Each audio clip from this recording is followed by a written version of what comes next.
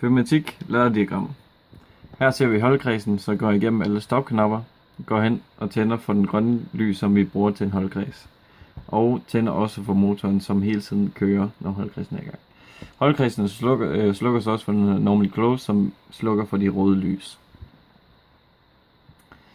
Så har vi den første cylinder her. Holdkredsen skal være i gang, og sensoren skal være i gang, for at den begynder at tælle. Så tæller den i 30 millisekunder for en klods, og det går så inden for kategorien små klodser, eller lille klodser.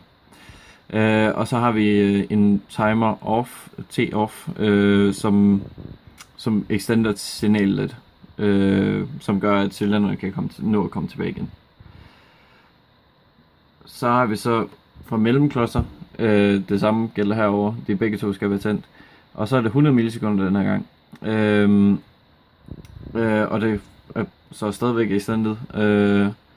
Og så tænder den så for en normally open på den her cylinder. Den skal så, det er ikke en normally open cylinder. Den skal nemlig slukke for normally closed og tænde for normally open.